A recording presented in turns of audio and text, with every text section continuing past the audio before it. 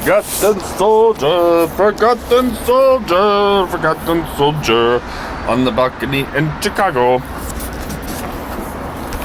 Chapter 6, and this is like in the fucking thick of it. Well, most of this book is in the thick of it because this poor guy gets so much goddamn combat. But here we are in the thick of it. Although they're in the middle of a bombardment, and they're in these trenches. So here goes. Page 194, chapter 6, page 194. This is like 6'3" or 6'4". Although my left arm had been almost broken when the gang of panic-stricken soldiers jumped into the trench on top of us, I had felt nothing at the time. Now it was beginning to cause me violent pain, which hovered beside me like a supplementary presence. But I was too busy to pay much attention to it. The bombardment was continuing to the north and to the south, and then passed over us once again, intensifying and spreading its complement of pain and terror. Our group of stupefied men could breathe only with difficulty, like an invalid who gets up after a long illness to find he's lost both strength and wind. We were all unable to speak. There's nothing to say then about the hours we had just lived through. There's no way of describing them now with the vehemence and force they require. Nothing remains for those who have survived such an experience but a sense of like uncontrollable imbalance and a sharp, sordid anguish which reaches across the years unblunted and undiminished, even for someone like me, who is attempting to translate it into words, and a precise and appropriate vocabulary remains elusive. Abandoned by God, in whom many of us believed, we lay prostrate and dazed in our demi-tomb. From time to time, one of us would look over the parapet to stare across the dusty plain into the east, from which death might bear down on us at any minute. We felt like lost souls who had forgotten that men are made for something else, that time exists, and hope, and sentiments other than anguish, that friendships can be more than ephemeral, that love can sometimes occur, that the earth can be productive and used for something other than burying the dead.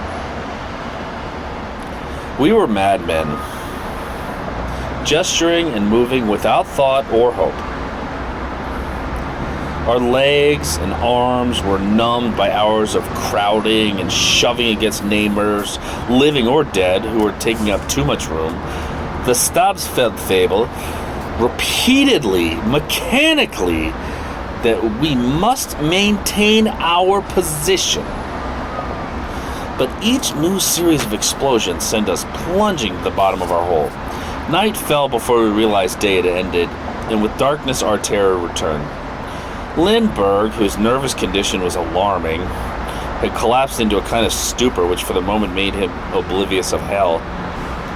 The Sudeten was almost as badly affected. He had begun to tremble, like someone in a fit, and to vomit uncontrollably. Madness had invaded our group and was gaining ground rapidly. In a state of semi-delirium, I saw a giant, whom I knew at another time as Hals, leap to his machine gun and fire at the sky, which continued to pour down its rain of flame and metal. I saw the Stabsfeldwebel, seized by a kind of like dementia, beat the ground with his clenched fist. The grenadier, who had seemed to be functioning normally until that moment, still stared at the stops, like someone in a trance, and then he burst into tears.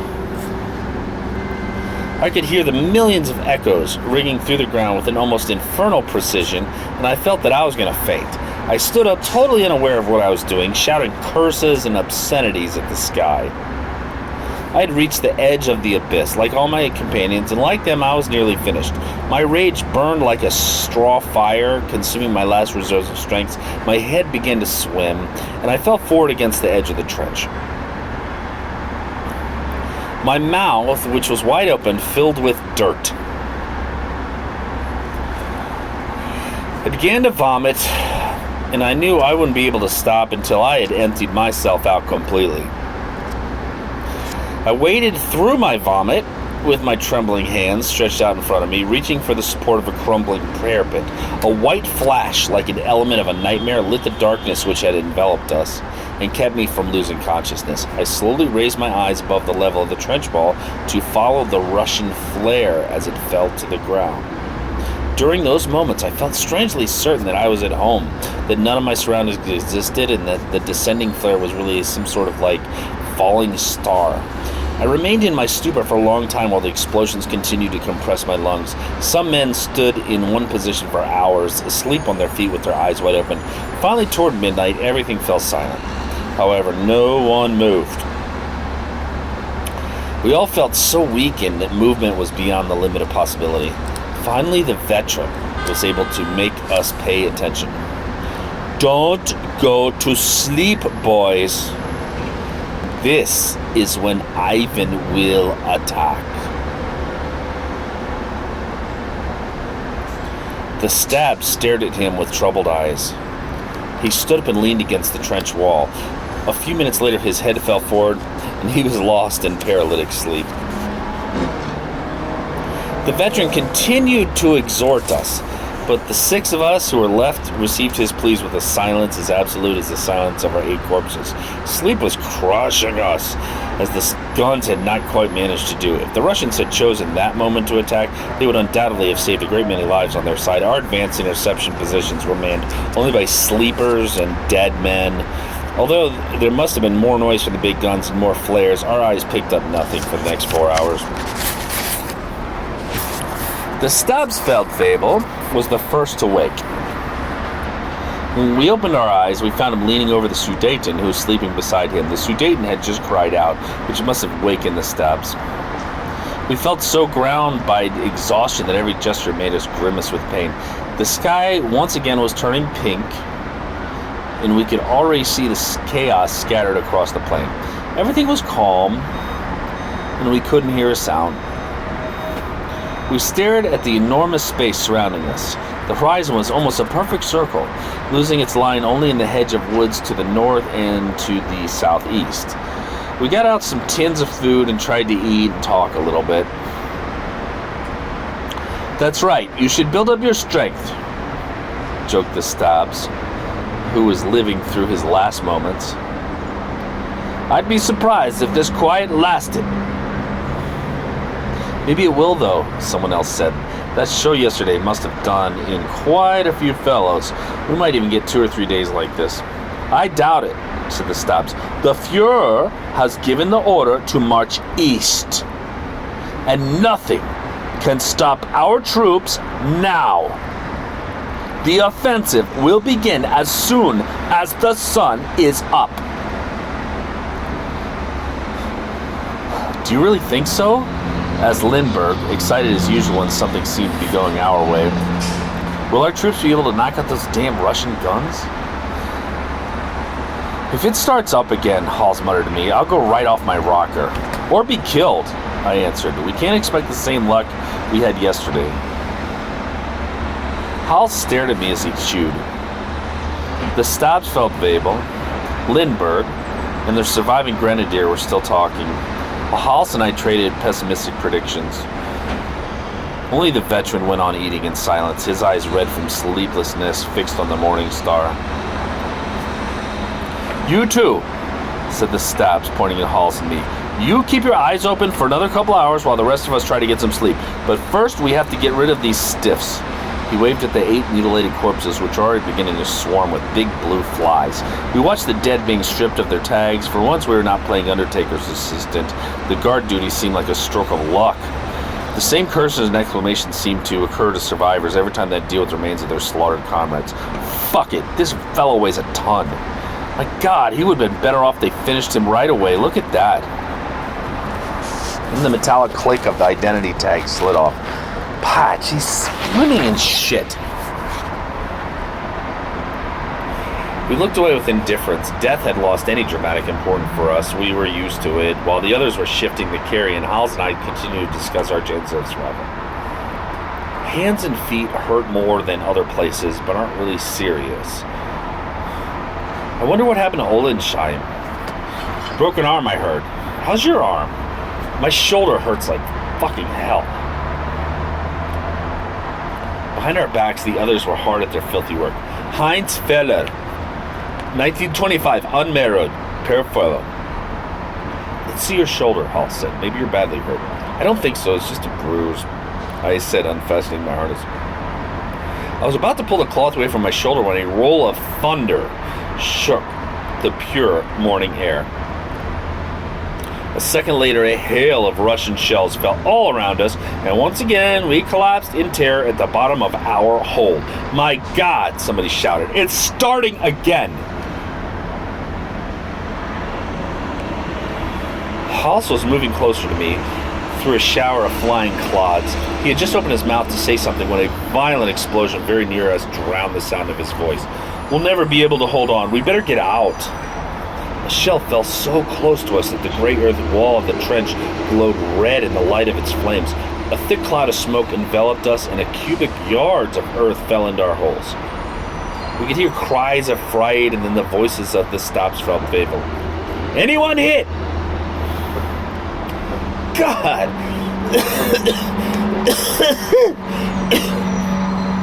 Shouted the veteran through a spasm of coughing.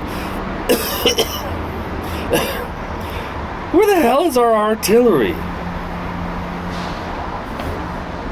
Lindbergh had begun to tremble again. Then the Russian fire stopped.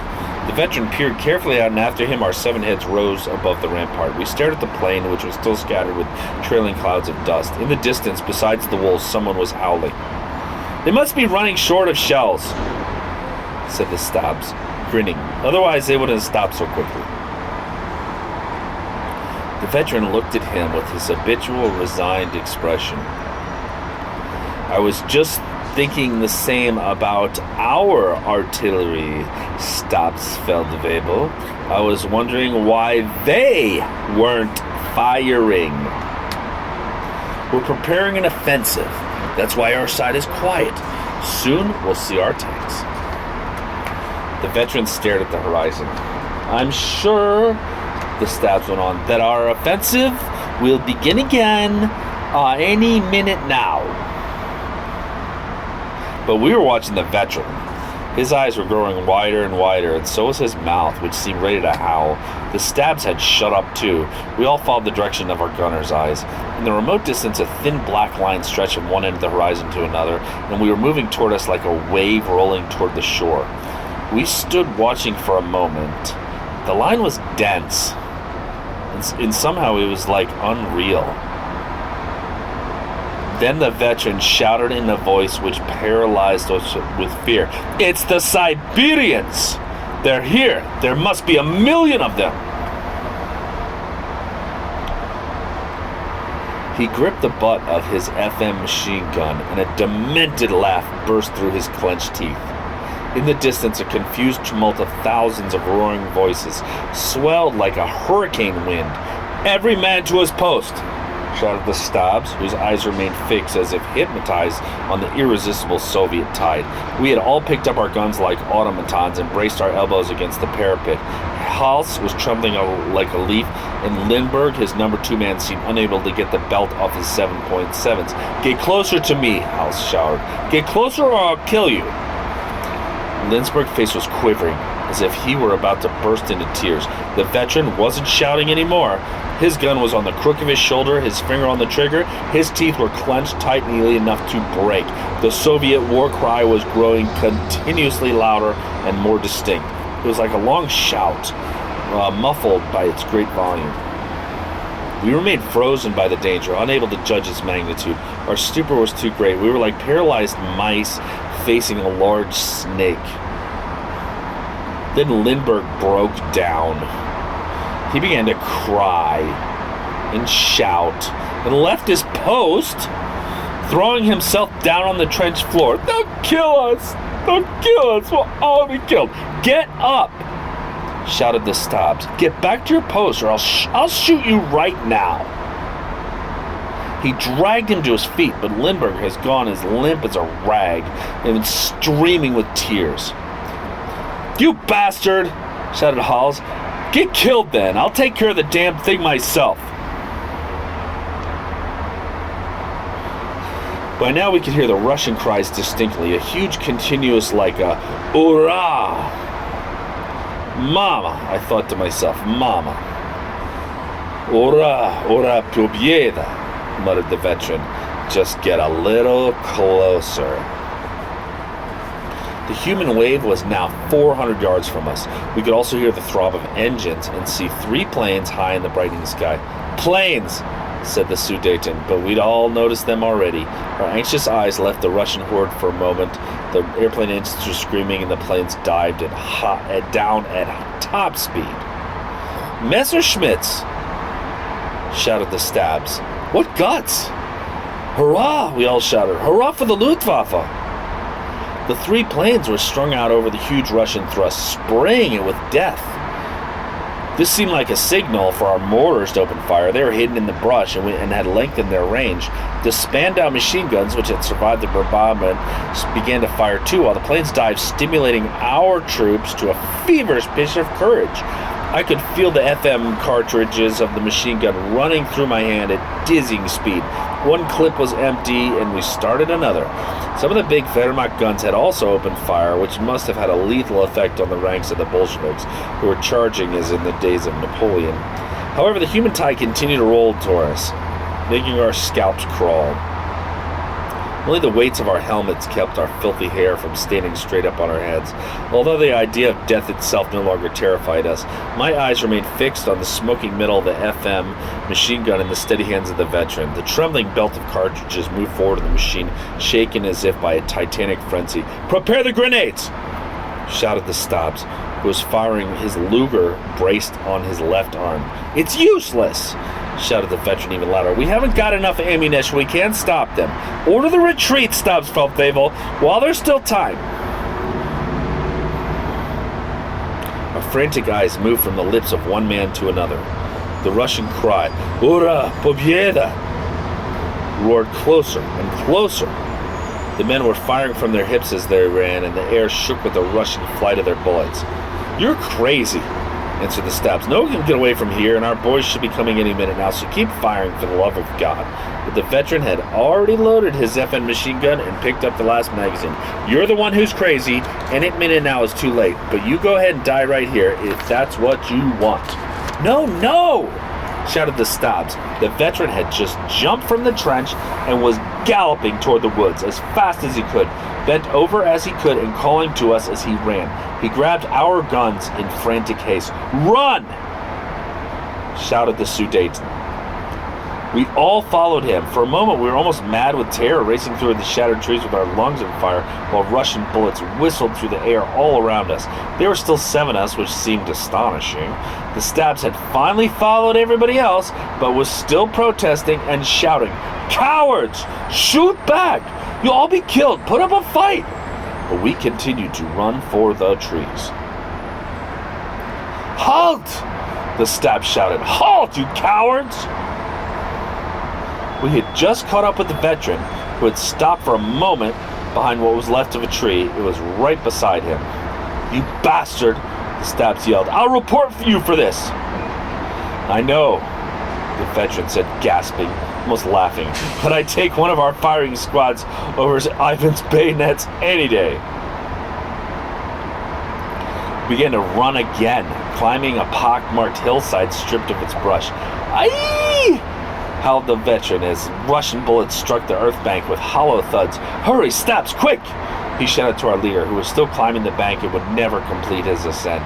"You'll see, we'll stop them when we get to our lines."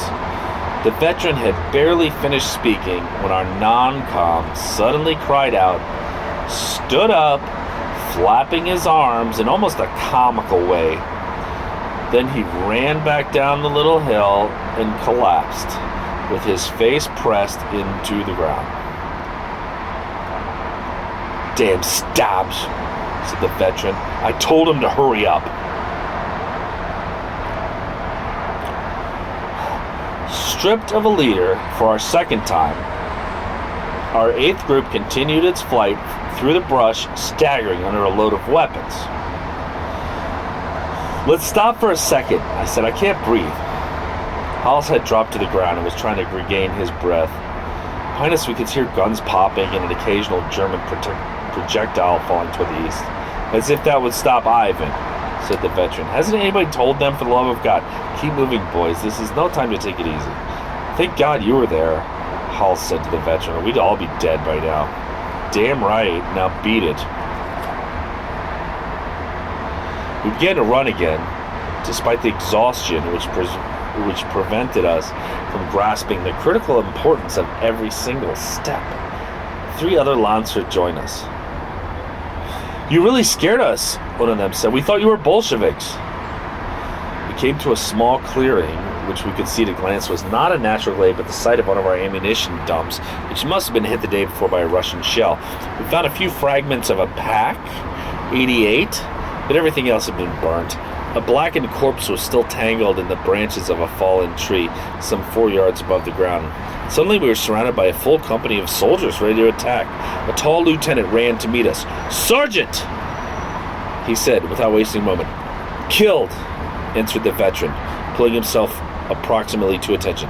Damn, said the officer. Where have you come from? What company do you belong to? 8th Group, 5th Company, Interception Group of the Großdeutschland Division, Air Lieutenant. 21st Group, 3rd Company, added the 3 fellows who just joined us. We're the only survivors. The officer looked at us but said nothing. There was a continuous rumble of guns, and from time to time the shouts of the Siberians. Where's the enemy?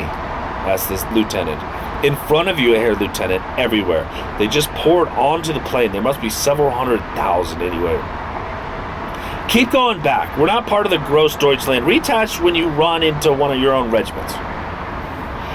We did not wait for him to repeat himself, but plunged into the brush once again, while the officer turned back to his troops shouting his orders. We passed many other groups ready for the slaughter, finally arriving at the hamlet where we had organized a defense post in a cellar a long time before. We stopped because a unit from our division had settled in there, but no one knew anything about the 5th Company. We were bombarded with questions, first by officers and then by anxious soldiers, but we were also allowed a few minutes rest in the shadow of a ruined house and were brought something to drink. Everywhere harassed soldiers were digging in, constructing defensive fortifications, camouflaging, checking over what had already been done. Toward noon, we could hear the battle approaching. A salvo from the Russian artillery made us run for the cellar we already knew, where we saw a fat soldier, a Großdeutschland veteran, dancing and singing as the earth shook with explosions. His companions paid no attention to him. He's off his rocker, Hall said. He was that way already when we got here, somebody explained. Pretty soon we too paid no more attention to the fat lunatic who's trying to execute some sort of French can-can. He's too much, Hall muttered. But the madman went right on waving his arms. In the afternoon, 5 or 6 tanks went to meet the Russians, with several groups of grenadiers right behind them. In the distance, we could hear fighting, which seemed to go on for about an hour. Then we saw the grenadiers backing up, and then coming back, surrounded by a thick swarm of fleeing soldiers. The woods beyond the orchards were red with fire. Scattered shots were falling all around the gasping soldiers who were dragging their wounded comrades with them. We realized that in a short time we would again be on the front line. The battle was drawing continuously closer with its rumbling explosions and loud bursts of sound, and we felt ourselves gripped once again by the essential, inescapable anguish of the front. The counterattacks of the regiment, whose positions we had crossed, had been swamped, like our tanks, by the irresistible Soviet flood, for whom the most enormous losses seemed immaterial. The hamlet had become an important strategic point, jammed with machine guns, mortars, even an anti-tank gun, which no doubt was the reason for the hell we suffered during the next 36 hours. Some 60 yards ahead of us, 2 holes had been fitted out to hide 2 Spandau machine guns, just in front of the ones manned by the veteran and Hals, which we had reinstalled in our position the day before. To our right, protected by the ruins, a big Geschnauz artillery gun had been set up and was ready to fire, surrounded by some 50 other infantry weapons, rifles, machine guns, grenade throwers, hidden in the ruins of 4 or 5 wooden sheds and beyond piles of woods or half-collapsed garden fences. A little further along, behind a low wall, some of the soldiers who had fled were being regrouped and set to digging new trenches. To our left, in a trench beside the only structure left more or less intact, a mortar section had set up its position, swelled by the numbers of retreating infantry groups, which were reattaching themselves wherever they could. Further to the left, and somewhat behind us, above the road which cut through the hamlet, a 50mm anti-tank gun protected by earth was built up into something like a bunker, and it was aimed something like toward the orchards, and behind it, somewhat lower down, a radio truck had parked beside the tractor for the gun. We had watched the truck arrive while we were resting. An endless stream of orders was pouring from our basement shelter. Officers were regrouping all the fugitives, forming emergency units, lengthening the line of defense above the hamlet, where there must have been a command post under the authority of a superior officer. From time to time, a bullet fired at random obliged one or the other groups to dive for the ground, but compared to what we'd had the day before, nothing seemed particularly alarming. Only in the distance, about a mile away, violent contact persisted between the last of our retreating groups and advanced Russian forces. The veteran nodded as he listened to the rush above and behind us. Beyond us. Well, he kept saying, they're trying to make another Siegfried line up there. Do they really think that's how they'll stop the Ruskies?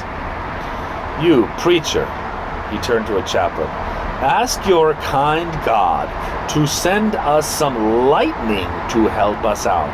We could use it since there doesn't seem to be any artillery. Everyone laughed, including the chaplain, who was less sure of his arguments now than he'd seen God's creatures tearing at each other to pieces without the slightest trace of remorse. A Feld captain looked into the shelter. What the hell's a crowd like this doing in here?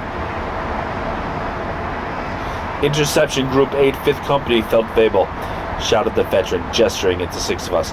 The rest invited themselves in a little while ago. Okay, said the sergeant. Your group stayed put, but everybody else out. There are still plenty of holes outside that need to be filled. The other men groaned and got up.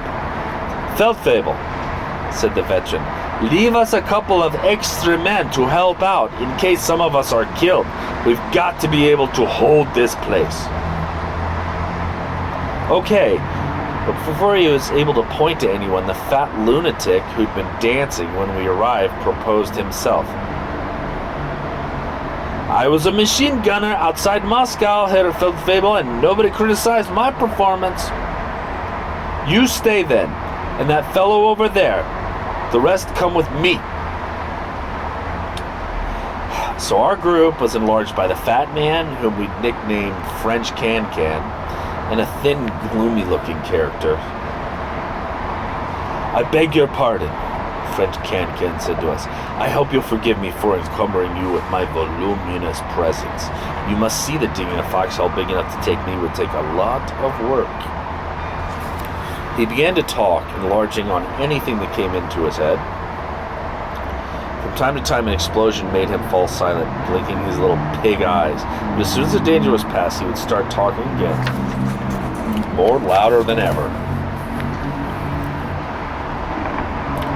You can set your mind at ease about the hole we'll dig for you, said the veteran without a smile. A few stones on your beer sack, and that'll be it. I don't drink much beer, said French Can-Can, but Halls interrupted him. Things must be pretty rough outside. Look here, 2 of our tanks are coming back. The hell, they're ours, said the veteran. Those are T-34s. And our anti-tank boys had better notice them. We stared at these 2 monsters roaring toward us. Oh, God help us, said Hollis. We'll never be able to reach them with those pop guns. He began to fire the heavy machine guns, and a moment later the tanks were surrounded by flying clouds. We also saw some luminous impacts on their turrets, which otherwise seemed to be undamaged. Their long tubes, waving and balancing like elephant trunks, kept moving forward. An explosion sent us down to the floor, and a Russian shell screamed over us before exploding somewhere beyond the hamlet. The tanks had just slowed down, and the second one was already shifting into reverse. Our Geschnauts anti-tank gun was still firing at the 2 monsters, which were now lurching slowly backward. Our second Russian shell hit the left-hand wall of our building and made the whole cellar shake. There were several other explosions, but we no longer dared look out. Then an exultant shout from outside gave us a moment of courage, and we saw that the first tank, which had been knocked askew by one of our anti-tank guns, was drawing back, zigzagging on a single tread. It bumped the other tank, which wobbled from the impact in turn, offering its flank to our Geschnaut's anti-tank gun. A few minutes later, enveloped in a thick cloud of smoke, it joined the other tank, which had completed a half-turn and withdrew. One of them was spouting a thick stream of black smoke and would certainly not get very far.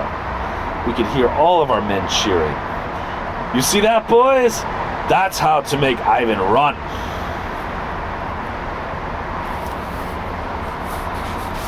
We all looked nervously